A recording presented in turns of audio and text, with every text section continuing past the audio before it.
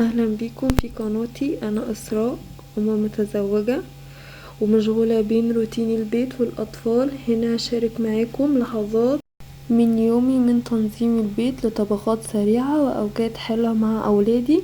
لو بتحبوا الروتينات اليومية والنصائح العملية ما تنسوش تشتركوا في القناة وتفعلوا الجرس عشان ما يفوتكوش اي جديد. بصراحة في اوقات بصحى فيها وانا مش قادرة اتحرك، البيت ورايا واولادي محتاجيني وانا تعبانة ومش فايقة، بس عارفين رغم كل ده بحاول ابدأ يومي بخطوات بسيطة تخليني احس اني لسه ماسكة نفسي. في الفيديو ده هتشوفي روتين الصباحي الواقعي وقت ما اكون مضغوطة جدا بس لسه بحاول اكون منظمة وابدأ يومي بطاقة حتى لو بسيطة.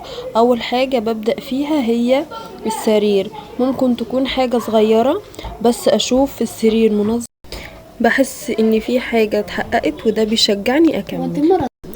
بعد كده لازم افصل لحظات مع كوباية الشاي حتى لو 5 دقايق، اللحظة دي بتخليني اهدى شوية قبل ما ابدأ مشوار اليومي. ممكن اكون مش فاجئ اعمل روتين كامل بس غسول خفيف ومرتب على السرير بيغير مزاجي تماما.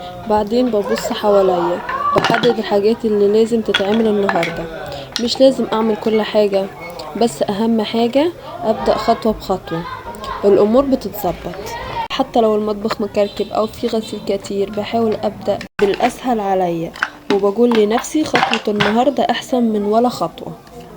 رغم الكركبة اللي انتوا سامعينها ديتي، طبعا انا بنتي بتلعب جنبي وكده وبسجل معاكم الفيديو، فمعلش لو في اي كركبة وكده فدي اصوات اللعب اللي بنتي بتلعب بيها. زي ما انتوا شايفين كده، يعني انا قلتلكوا الحاجات اللي انا ببدأ بيها يومي، رغم ان انا مصورتش معاكم معظم الحاجات، بس ان شاء الله في الروتين الجاي هشارك معاكم كل حاجة انا قلتها في الروتين ده. انا قلت النهاردة نظري، المرة الجاية ان شاء الله هقول لكم عملي وهتشوفوا كل حاجة انا عملتها او انا قلتها في الفيديو ده هتشوفوها ان شاء الله في الروتين الجاي.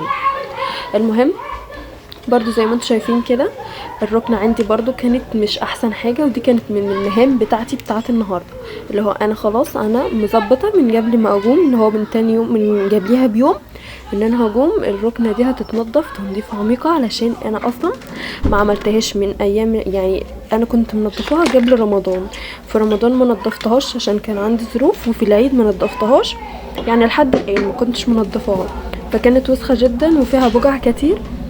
فقلت خلاص كده لازم خلاص ان هي تتنضف، فقلت برضو ان انا انضفها معاكم واشارككم بالحاجات دي عشان تتشجعوا. ممكن تحسوا ان الروتين بتاع النهارده بسيط وكده، بس انا بحاول ان انا اوصل لكم الحاجات اللي هي ممكن تخليني مظبوطه حتى لو انا مش مظبوطه، فاهمين؟ انا استعملت في تنظيف الركنه سترس بينظف معايا الركنه اسهل وبيخليني ما اتعبش اكتر. معلش عزيزتي اللي حواليا عربيات رايحه جايه وكده، انا دور ارضي وطبعا اللي متابعني عارف كده، فالتكاتك بره في الشارع رايحه جايه فعامله صوت في الفيديو وبنتي طبعا بتلعب جنبي. بس بصوا بقى ايه رايكم بقى كده في الركنه بعد ما نطفت برش كده معطر، الريسبشن بقى تحفه، حسيت كده ان انا فعلا قاعده في مكان يستاهل ان انا اقعد فيه، مكان نظيف يعني ريحته حلوه وشكله حلو وحاجته حلوه. هنبدا بقى كده نعمل غدا، وطبعا انا يعني طالما جايمه مزاجي مش مظبوط فهعمل غدا سريع، فاسهل حاجه بالنسبه لي ان انا اعمل رز بالشعريه واي نوع خضار جنبيه. تمام، فزي ما انتوا شفتوا كده انا هعمل، يعني عملت بصله وحطيت عليها طماطم، هعمل تسبيكه طماطم عاديه خالص وهحط عليها لحمه وهحط عليها بسله وجزر، وده هيكون الغدا بتاعنا بتاع النهارده. يعني مش هفتكس ومش هعمل افتكاسات عشان زي ما قلت لكم انا كنت عايزه اخلص بسرعه وفي نفس الوقت اعمل غدا حلو وصحي ومغذي وكمان يعني كامل متكامل. وده كان يعني برضو قصدي ان انا اوصله لكم برضو، اللي هو مش لازم يعني عشان احنا مكسرين ان احنا نعمل غدا وحش او غدا اي كلام، او ممكن ما نعملش غدا اصلا. يعني احنا في اوقات اصلا ممكن ما نعملش غدا بس الاطفال ما لهمش ذنب، او مثلا جوزك اللي بيكون شغال وتعبان في الشارع ده هوايتي يعني محتاج يرجع ياكل اكل كويس او اكل صحي او اكل مناسب ليه. تمام. ف زي ما انتوا شايفين كده يعني عملت البسله بالجزر، هي حاجه سهله يا دوبك، بس حمرت البصل وظبطت الدنيا. انا كنت مفرزه البسله والجزر، فكانت بالنسبه لي الحاجه سهله. هنا برضو قلت اعمل الرز بالشعريه كده على طول، و هعمل حاجه حلوه معاكم هشاركها معاكم انا وولادي. المشكله بقى ايه، وانا بعمل الحاجه الحلوه البوتاجاز باظ، البوتاجاز الانبوبه خلصت مش باظ. فاصلا احنا قعدنا كده ساعه بعد ما خلصنا الحاجه الحلوه هنحطها فين، هنعملها ازاي، وجوزي ما كانش في البيت، واحنا كنا في الليل، كان حوالي على الساعه 11:30. فكنا اصلا مش عارفين. هي كانت الحاجه الحلوه دي كيكه، وانتوا عارفين طبعا الكيكه اول ما بتتعمل محتاجه ان هي تتحط في الفرن على طول، ما ينفعش تقعد بعد ما بتتعمل بره الفرن. هي قعدت ساعه بره الفرن، بس بعد كده ان شاء الله الحمد لله يعني جوزي رجع من بره واشترى لنا انبوبه يعني، وركبناها وحطيت فيها الكيكه يعني وكده. هي طلعت مش احسن حاجه، بس اتكلت يعني اتكلت في الاخر، طلعت ناشفه شويه. المهم رغم برضو ما انا كنت مضغوطه وكل الكلام ده، برضك حاولت ان انا اشارك ولادي يشاركوني في حاجه في يومي. يعني مثلا ان انا عملت حاجه حلوه هم شاركوني فيها، زي ما هتشوفوا دلوقتي معايا. هم ساعدوني، هم حطوا البيت وهم عملوا معايا كل حاجه، كانوا مبسوطين وكانوا حاسين مشاركه وكل حاجه. يعني كل حاجه فيها بتبقى على فكره بتثبت في الذاكره بطريقه انتوا مش متخيلينها. انا كإسراء والله العظيم بتكون في مخيلتي دايما ذكرياتي انا وطفولتي، انا وامي وانا واخواتي وكده. فاحنا لازم نحاول ان احنا يكون لنا اصلا ذكرى كده مثبته مع اولادنا. اخت جوزي عامله ذكرى مثبته مع اولادها ايه، كل يوم، مش كل يوم يعني، بس اكتر حاجه ذكرى مثبته ان هي دايما بتعمل لهم بان كيك. بتقوم الصبح تعمل لهم بان كيك بالعسل او الشوكولاته والمربى، وده هواتي بتكون سهرتهم بالليل او فطارهم الصبح. فبيكون لما عايزين يتدلعوا او عايزه تدلعهم، فهم خلاص اتحفرت في دماغهم ماما هتدلعنا بايه، بالبانكيك. فلما يكبروا يفتكروا ويعملوا كده لاولادهم، يعني يتجوزوا يكون معاهم ولاد هيفتكروا بكده. هتقولي لي بقى انت بتعملي ايه؟ هقول لكم والله انا لحد الان مش عارفه انا حاجتي ايه المفضله اللي ممكن ولادي يعملوها. بس ممكن مثلا لما اعمل اكل، مثلا اسلق فراخ اديهم اكل وانا على البوتاجاز، وده حاجه كانت ماما بتعملها لي فدايما ثابته في دماغي. ومثلا لما بعمل اكل بيساعدوني فيه، بعمل كيكه بيساعدوني، بعمل بيتزا بيساعدوني. ممكن بيرتبوا معايا البيت بخليهم يعملوا كده.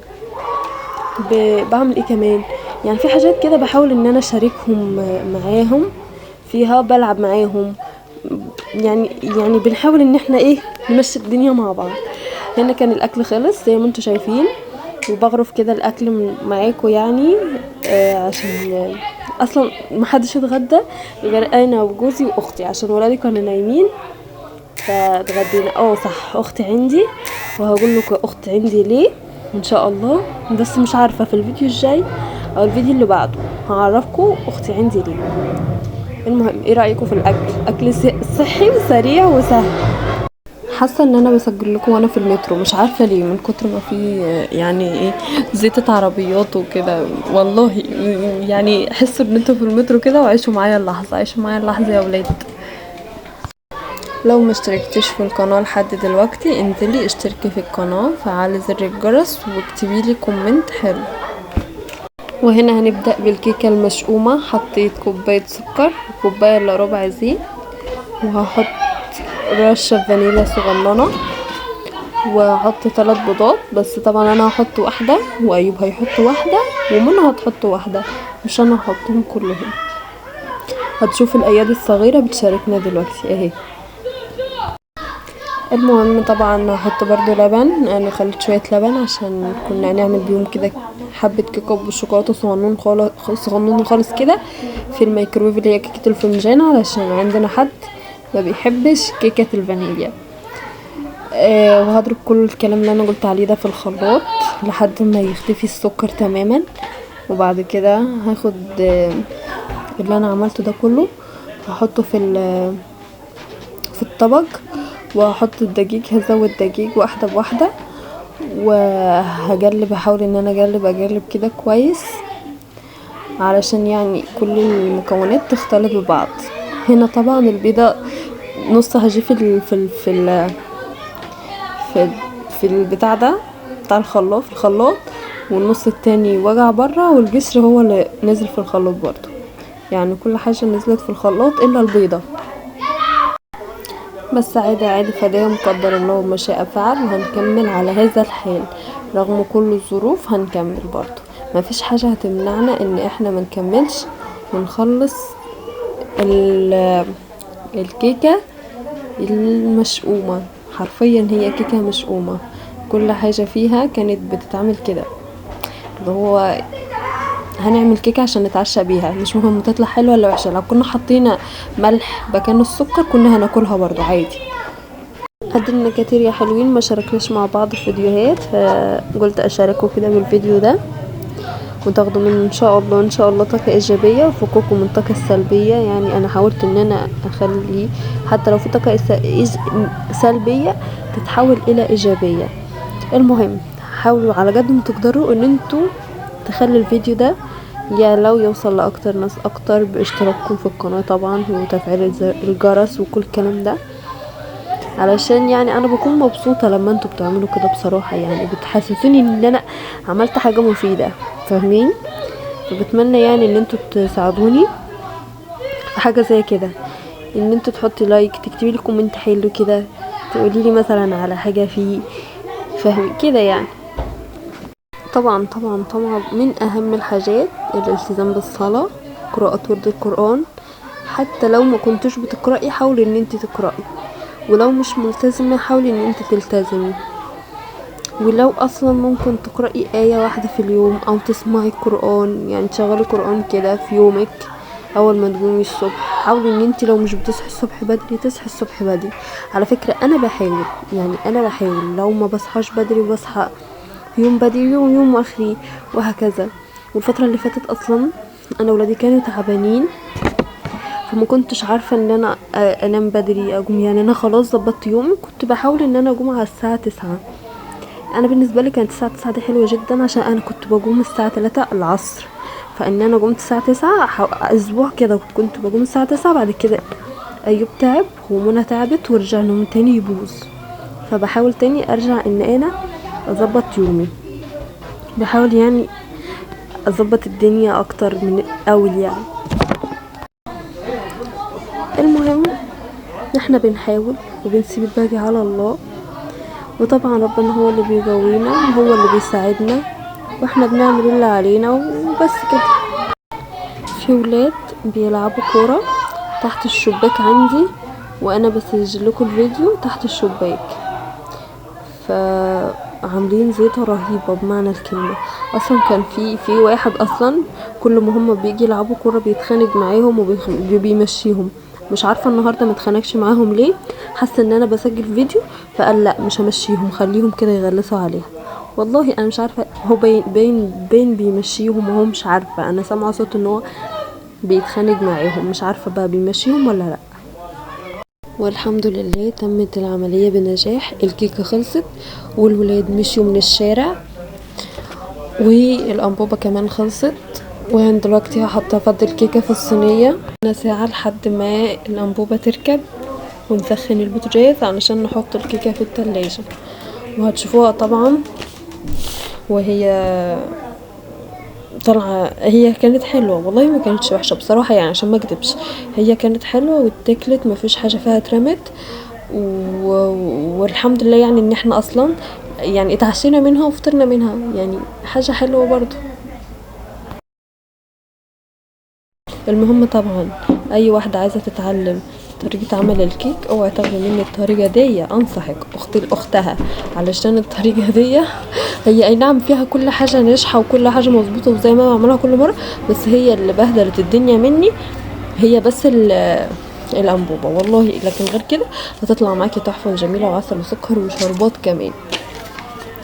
المهم لو انت كمان بتمر بايام تعب وضغط فصدقيني انت مش لوحدك، اعملي اللي تقدري عليه وافتكري ان كل مجهود صغير منك ليه قيمة كبيرة. لو عجبك الفيديو سيبيلي تعليق وقوليلي ايه اكتر حاجة بتتعبك في يومك. ما تنسيش تعملي لايك وتشتركي في القناة لو لسه مشتركتيش. بحبكم جدا. باي.